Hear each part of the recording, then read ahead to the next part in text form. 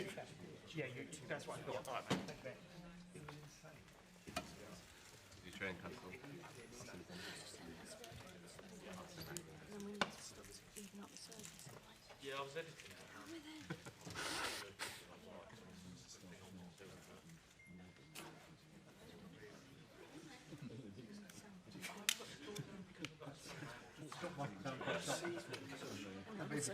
Maybe another rational reason why a speech was happening.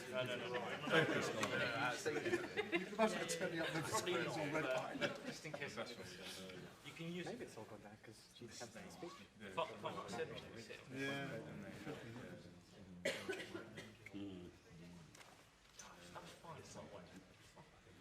wouldn't want to.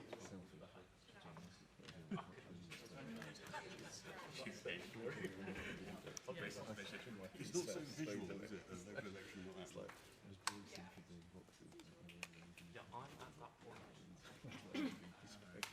That no be angry about it. Yeah.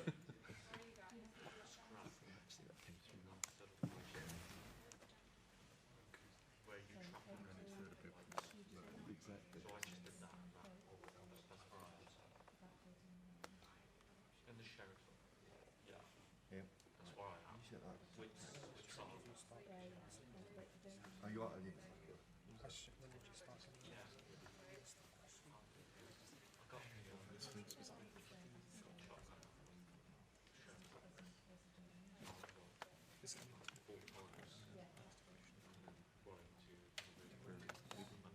boxes in control. It's very good. I find some a bit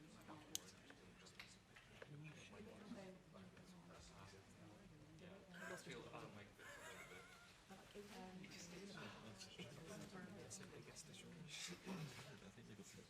Go on and on and on.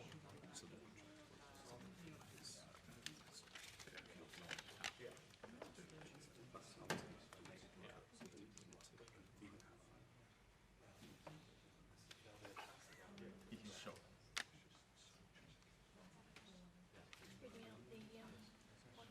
Yeah, it's cotton path. All one word, all local. C-O-T-T-O-N part 2.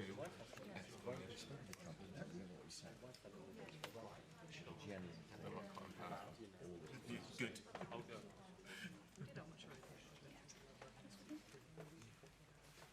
path. Press briefing. Oh, you're in. I thought you said, what is it? Oh, sorry, yes, I did.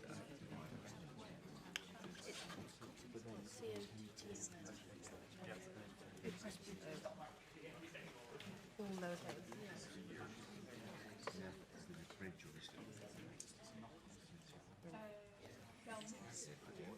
Argentine.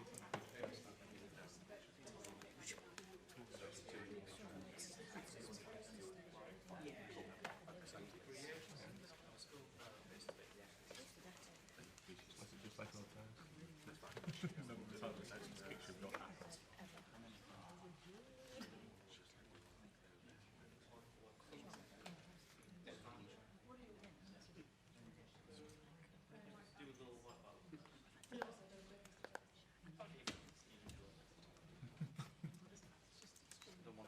Everyone's facing me up on BBC.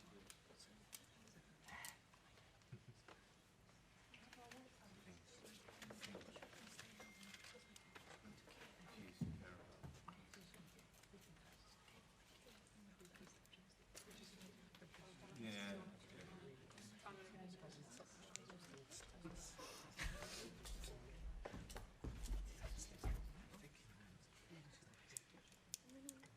White flag. 3-5. Turn around, Freddie.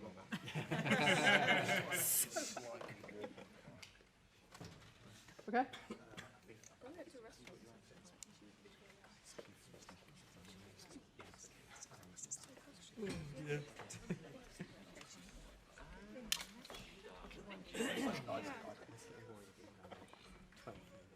Thanks.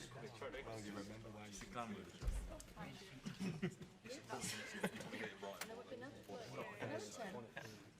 I don't know, do you do that though? Yeah. Is it fun other than that? So if you do it now, what would it give you? It doesn't tell you that's the tariff. It doesn't tell you. Yeah. You're right. I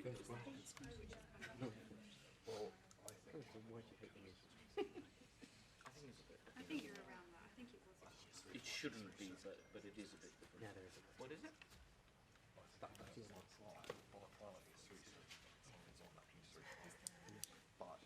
Really? I'm on 3-2 now. No. Is 3-2 a bit too low?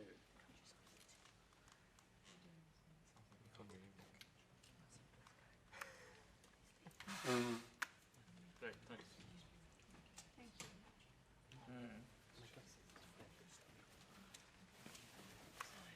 I mean, it's two. Everyone's different tastes. I think 3 probably not too cold, not too. We've been changed. Wrong road. You're going to stay here. You know what? Here into the room, it's going to be so you can see it. Everything's still on, I haven't I? Play around, yeah? The Wi-Fi. No, It's usually good. It doesn't have quite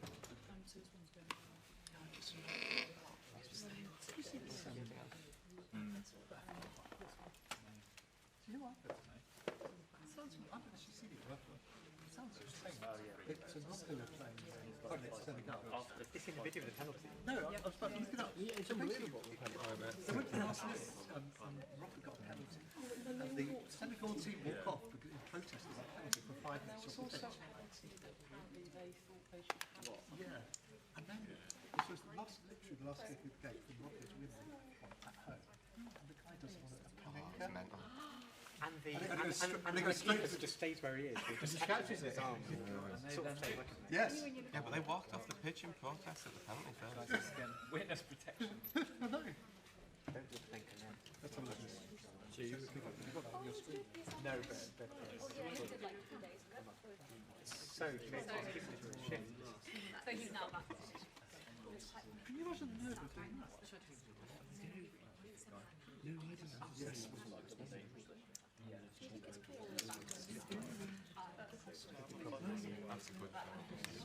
Even though she's not the only member of the Yeah, they literally makes sense.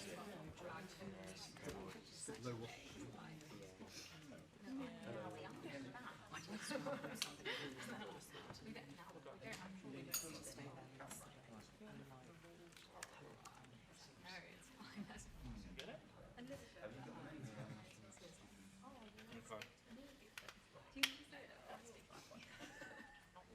Yeah. Which is quite funny. But yeah, so he's excited to go to.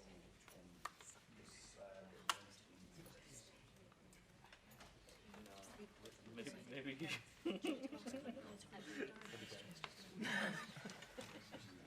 Sorry, Alice didn't throw it. Yes, exactly. Switch's face like completely baffled.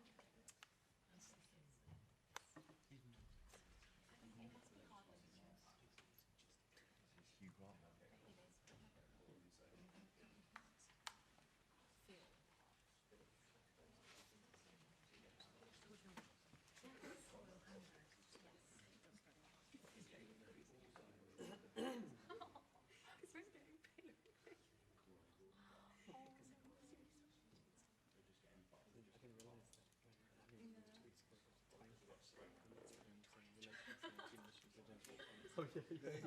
A fortnight later. I mean, to be fair, even then, it was a bit of it. Sorry, Scott. Every day I'm like, Like, time to actually use another private letter.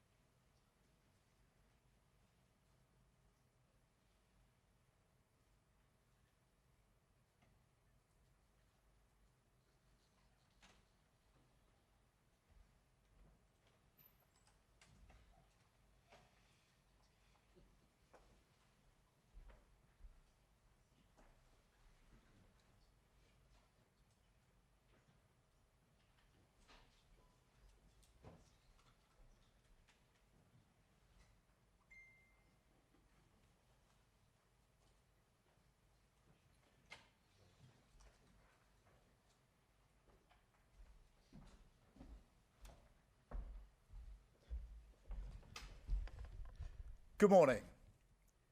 The world has become markedly more turbulent in recent weeks. Events are moving fast, and in moments like this, what matters most is being clear about the values and the interests that guide us, even as circumstances change. The United Kingdom has a long history. Our values were not improvised. They were built patiently over time. And while we are pragmatic in how we pursue our interests, we are resolute in defending those values when it matters. So let me begin with the United States. The UK and the US are close allies and close partners. That relationship matters profoundly, not just to our security, but to the prosperity and the stability that people here depend upon. Under President Trump, as under previous presidents, we're determined to keep that relationship strong, constructive, and focused on results. And that approach is delivering. Through sustained engagement, we've seen significant US investment into the UK economy, running into hundreds of billions of pounds, supporting growth, skills and jobs right across the country. Our cooperation on defence, nuclear capability and intelligence remains as close and effective as anywhere in the world, keeping Britain safe in an increasingly dangerous environment. We've secured good trading terms in key sectors, including cars, steel, aerospace and life sciences, protecting British jobs and manufacturers. That is why we take the approach that we do, because it delivers concrete outcomes in the national interest. I talk regularly to President Trump, and my team is in daily contact with all the key figures in his administration. These relationships matter. They deliver concrete outcomes in the national interest. Mature alliances are not about pretending differences don't exist. They are about addressing them directly, respectfully, and with a focus on results. On Greenland, the right way to approach an issue of this seriousness is through calm discussion between allies. And let's be clear, the security of Greenland matters. And it will matter more as climate change reshapes the Arctic, as sea routes open and strategic competition intensifies. The High North will require greater attention, greater investment, and stronger collective defence. The United States will be central to that effort, and the UK stands ready to contribute fully alongside our allies through NATO. But there is a principle here that cannot be set aside, because it goes to the heart of how stable and trusted international cooperation works. And so any decision about the future status of Greenland belongs to the people of Greenland and the Kingdom of Denmark alone. That right is fundamental, and we support it. Denmark is a close ally of the United Kingdom and of the United States, a proud NATO member that has stood shoulder to shoulder with us, including at real human cost in recent decades. Alliances endure because they're built on respect and partnership, not pressure. That is why I said the use of tariffs against allies is completely wrong. It is not the right way to resolve differences within an alliance. Nor is it helpful to frame efforts to strengthen Greenland's security as a justification for economic pressure. Such measures hurt British workers, British businesses, and the British economy. And that is why I've been so clear on this issue. A trade war is in no one's interest. And my job is always to act in the UK's national interest. That is why yesterday I spoke to President Trump, to European leaders, and to the Secretary-General of NATO to find a solution rooted in partnership, facts, and mutual respect. Because that is how strong alliances protect shared interests. The same is true on other issues. In the Middle East, we welcome President Trump's focus on sustaining the ceasefire in Gaza and moving on to phase 2. We are open to participating constructively in such efforts. On Ukraine, I can be brief. We strongly support efforts to bring the killing to an end and secure a ceasefire as soon as possible. We recognise President Trump's role in pushing that process forward. And we will work closely with the United States, Ukraine, and our other allies to apply pressure where it belongs on Putin. Finally, let me say why all this matters so directly to people here at home. In today's world, geopolitics is not something that happens somewhere else. It shapes the cost of energy, the price of food, the security of jobs, and the stability that families rely on to plan their lives. When war drives up fuel prices, it's households who feel it first. When supply chains fracture, it's small businesses and working people who absorb the shock. And when instability grows, it's rarely those with the most power who pay the price.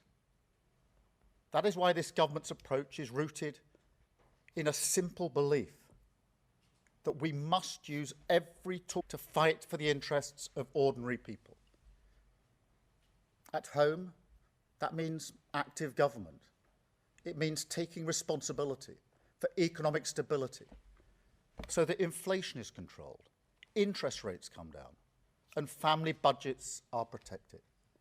It means stepping in where markets fail, strengthening resilience, and ensuring that global shocks do not always land on the same people in the same places, the people least able to withstand them. That's why we've taken action to reduce energy bills, to freeze rail fares and prescription charges. But tackling the cost of living today also means engagement beyond our borders. It requires shaping the world around us, not retreating from it. It requires strong alliances, steady diplomacy, and rules that reduce uncertainty rather than amplify it. That is why our commitment to international law and to alliances founded on trust is not abstract or ideological. It's practical. It's about stability, predictability, and fairness. The conditions that keep prices down, jobs secure, and economies resilient. That is what active government looks like in an age of uncertainty. Steady at home, engaged abroad, and always focused on protecting the people that we serve. Britain is a pragmatic country. We look for agreement. We believe in partnership. We prefer solutions to slogans. And we will not indulge in commentary and gesture politics that harm the British people. But being pragmatic does not mean being passive. And partnership does not mean abandoning principle.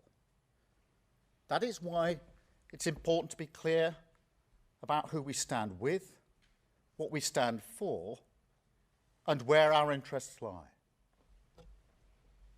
Now, this is a moment for the whole country to pull together.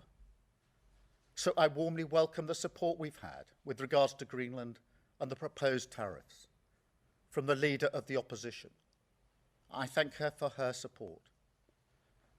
At moments like this, there will always be people who reach for the performative who think an angry social media post or grandstanding is a substitute for hard work. That's an understandable instinct, but it's not effective. It never has been. It may make politicians feel good, but it does nothing for working people whose jobs, livelihoods and security rely on the relationships that we build across the world. So to conclude, we will work with our allies in Europe, across NATO and with the United States. We will keep dialogue open.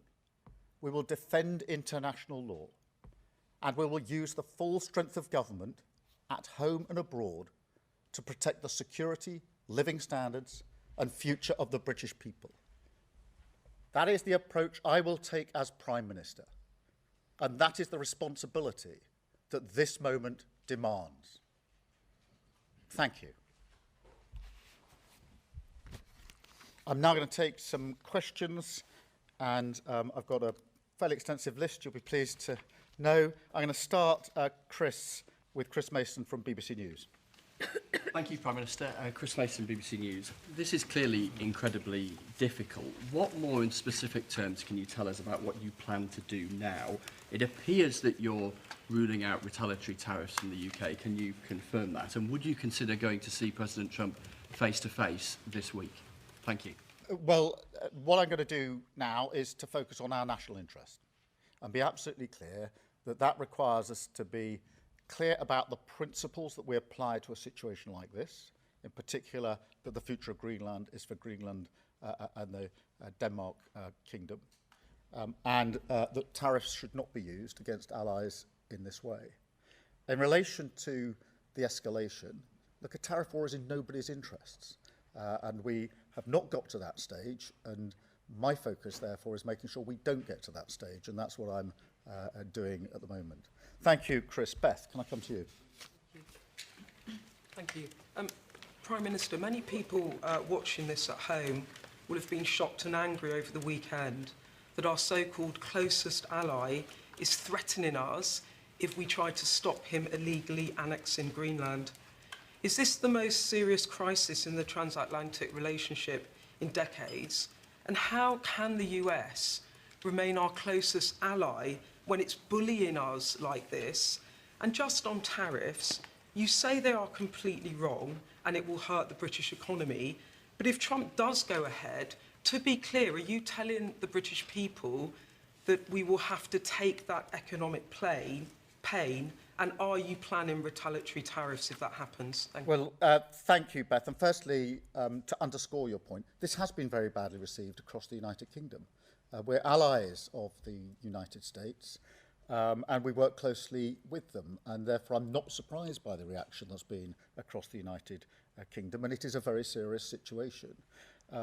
Our job is to ensure that we find a way forward consistent with our principles and our values and consistent with our national interest. And the US remains a close ally on defence, on security and on intelligence, on nuclear capability.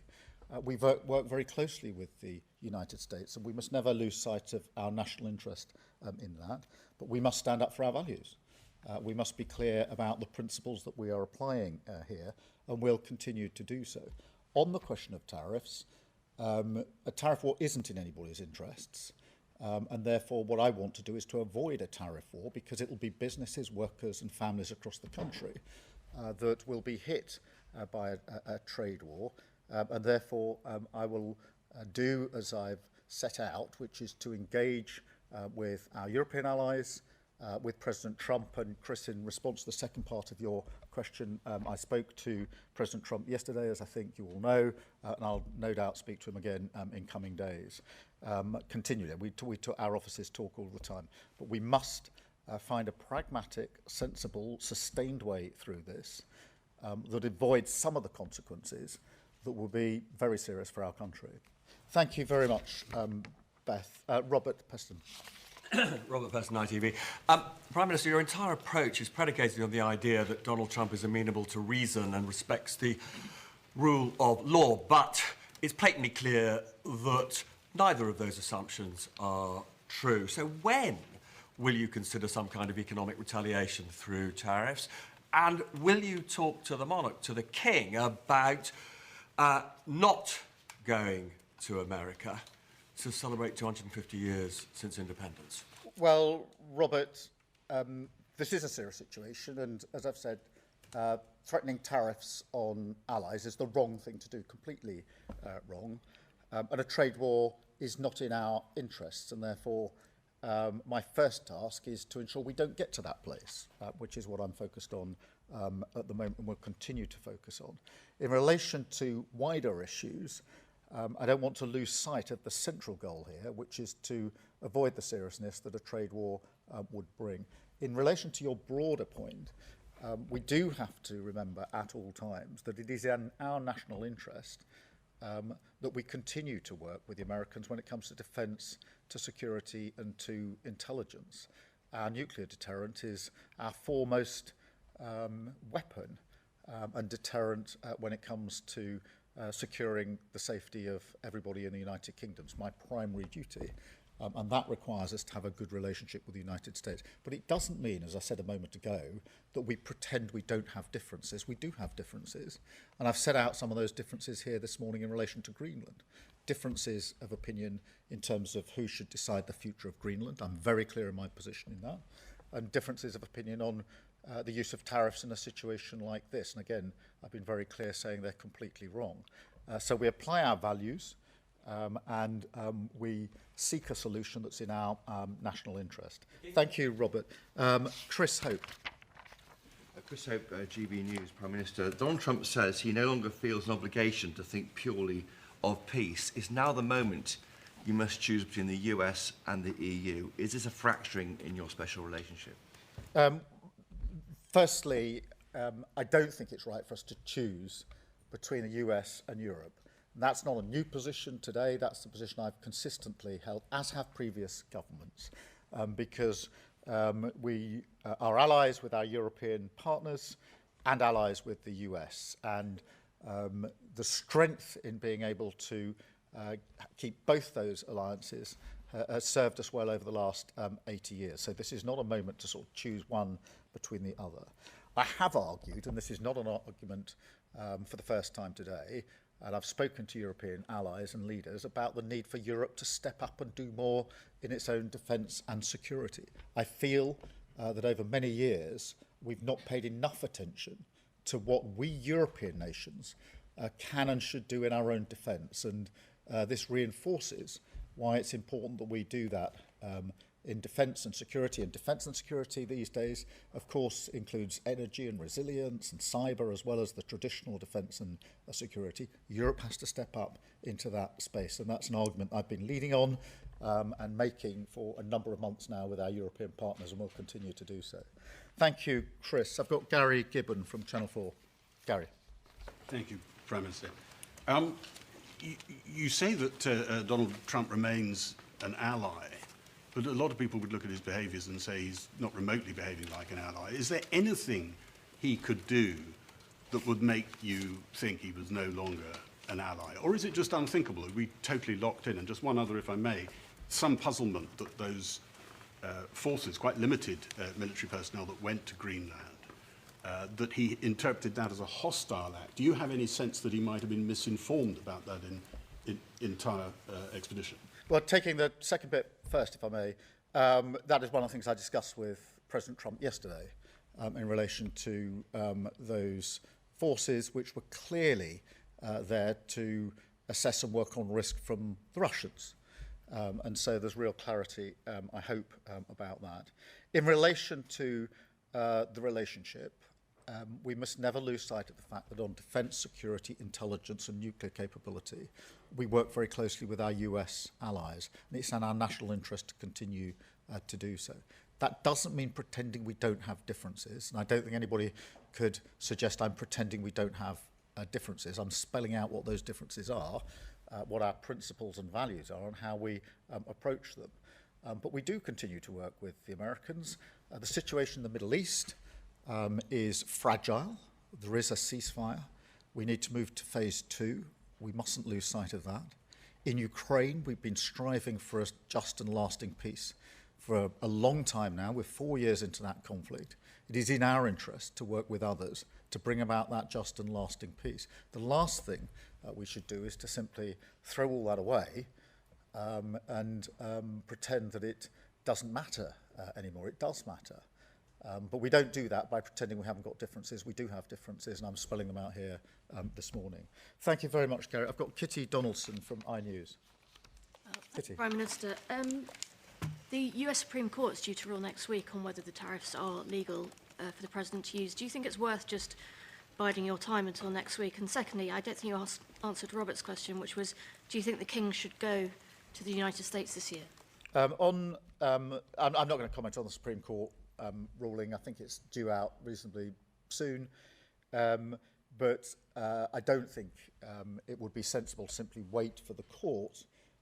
It's really important that we act now in response to the threat of tariffs, and that's why I spoke to President Trump yesterday and to numerous allies across Europe, many leaders during the course of yesterday afternoon, Secretary General of NATO, and will continue to do so today because it's in all our interests to act swiftly in relation to this matter. Look, in relation to the King and other issues, as I said in my speech, I'm focused on the pragmatic response here, not the suggestion of others, and my focus is on what's in the national interest for our country, what is going to best protect workers, families, businesses, and I believe that's the approach that I've set out. Thank you, Kitty. I've got Craig Munro from the Metro. Craig Munro from Metro. You spoke about the cost of living in your speech there. How can you be sure, how can you reassure people that the cost of living will improve in the UK when our economic picture is so reliant on an unreliable ally in an unstable global world? By taking the approach that I've set out today. Some people appear to make the argument that what happens internationally is irrelevant to the cost of living issues that are faced across this country. I'm well aware that for all the volatility in the world, and we've seen plenty of that in the first few weeks of this year, the issue that is of central concern to families and communities across the country is the cost of living. Wherever you go in the country and ask people what their number one concern is, they will say it's the cost of living, and therefore we have to address it. We address it in a number of ways. Firstly, by taking the measures to stabilise the economy so that inflation coming down, interest rates coming down, and protecting family budgets is crucial to that. By being active where markets fail, stepping in on energy bills, rail fares, prescription charges, etc. But also by working relentlessly on matters that are international, because the impact of what's happening internationally on what's happening domestically is obvious, it's real, it's probably more direct now than it's been at any time most of us can remember, and therefore it would be to a dereliction of duty on the cost of living not to be engaged on the international stage. Thank you very much, Craig. I've got Jason Groves from the Daily Mail. Jason. Thanks, PM. Your Danish counterpart says NATO can't survive one member, the biggest, seizing the territory of another. Do you agree with her? And separately, are you willing to join the President's Board of Peace, and are you willing to pay for it? Well, look, in relation to the Danish Prime Minister, as you would have anticipated, I spoke to her on Saturday night, I spoke to her again yesterday, and made absolutely clear our position on who decides the future of Greenland and the use of tariffs, and we're completely aligned on those issues. On the question of NATO, it is in all of our interest to make sure that NATO remains strong and stable. We had a very good NATO summit last year with more members than we've had before, with more unity than many people thought we would achieve. And NATO remains the single most effective and successful military alliance the world has ever known. And so it's in all of our interests to make sure that nothing is done to weaken NATO. On the question of the Board of Peace, look, we're supportive of the measures that are being taken across the Middle East, particularly the ceasefire. I do think we need to press on to phase 2. We've indicated our willingness to play our part, and we will. And on the Board of Peace, we're talking to allies about the terms of the Board of Peace. Thank you very much, Jason. I've got Lizzie Buchan from the Daily Mirror. Thanks, Prime Minister. The head of the UN says that he believes that the US thinks its own power matters more than international law. Do you agree? And secondly, if I may, you've repeatedly promised to deliver a Hillsborough law, but the bill was pulled last night. Are you confident you can win back the support of families, and can you guarantee it becomes law before the end of the session? Yeah, thank you, Lizzie. Well, look, in relation to your first point, I've put my argument in my way, in my own words, and that's my approach, rather than sort of commentating on what others have said. On Hillsborough, as you know, I care hugely that we get this right, that we right the wrongs for very many families who've been let down, and ensure a better future for families in the future. In relation to the duty of candour, we've been clear that that matters.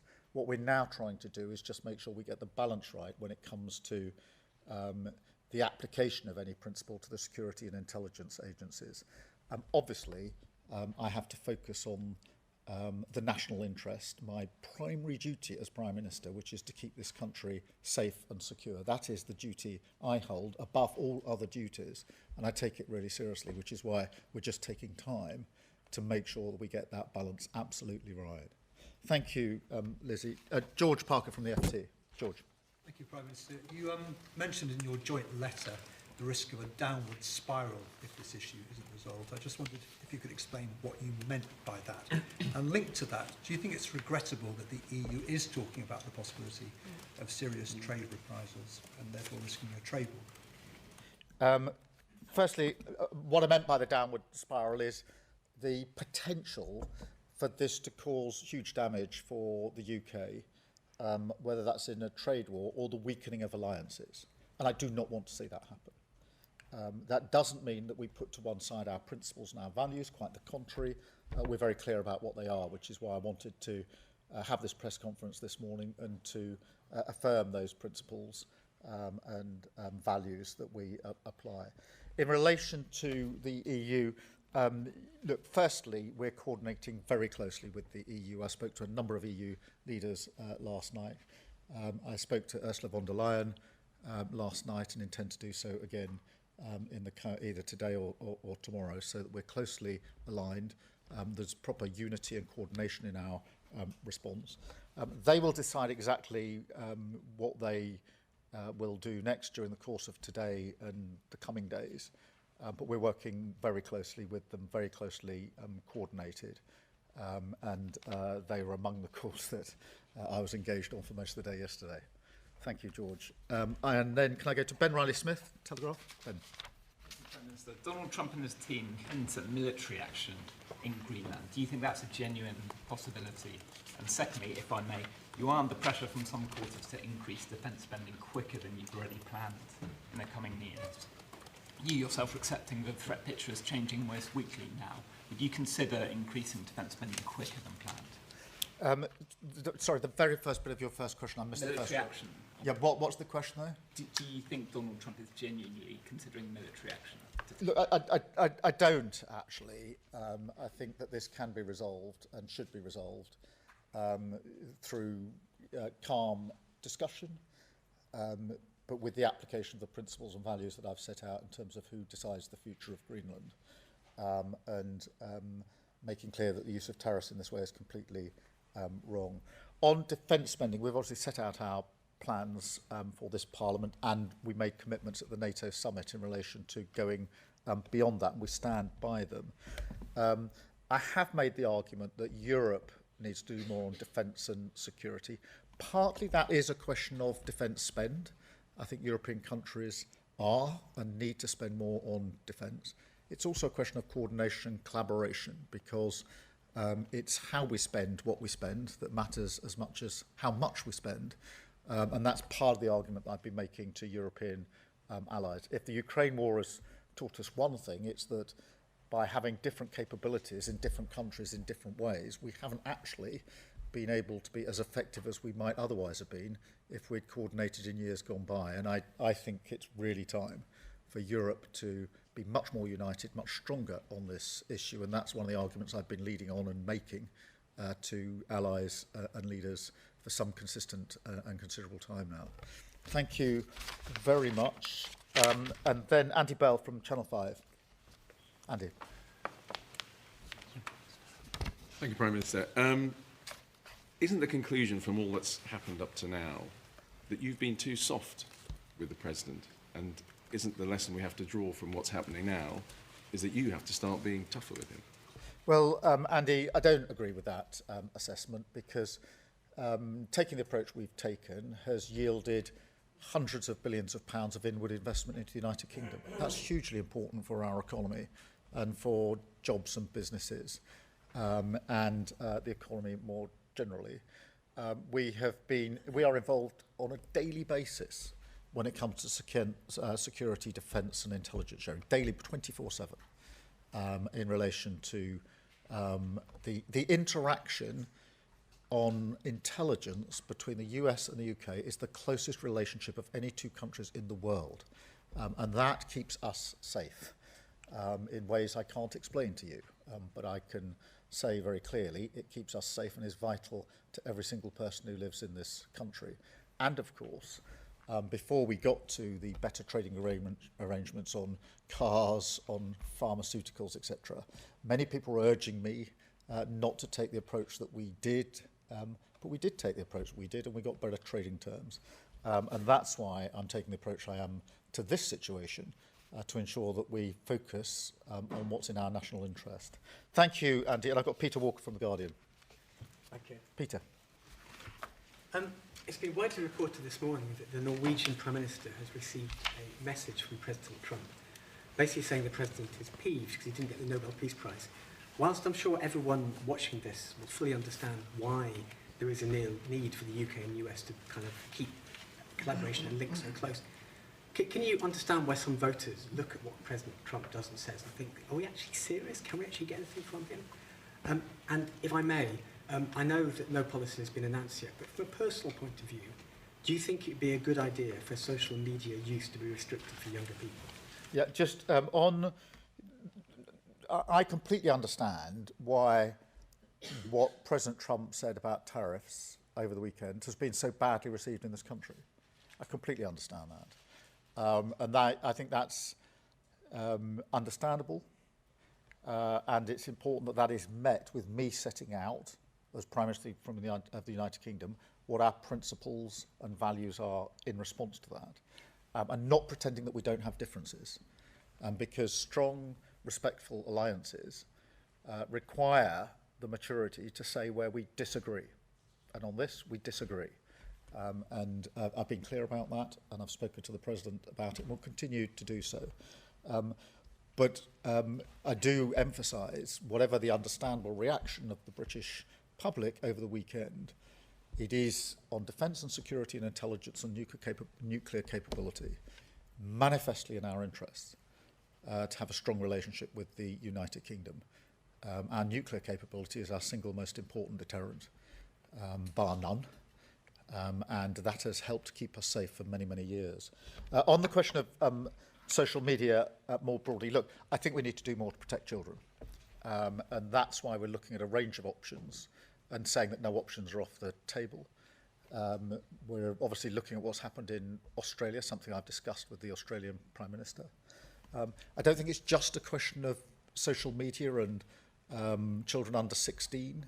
I think we've got to look at a range of measures. I'm particularly concerned about screen time for under 5s, which is not so much about social media, but about literally screen time and the impact it's having on children when they arrive at school. So I do think we need to look across the range, but in direct answer to your question, do we need to do more to protect children when it comes to social media and screen time and associated harms, then yes, we do, and that's why we're looking at a range of options. Thank you all very much indeed. Thank you.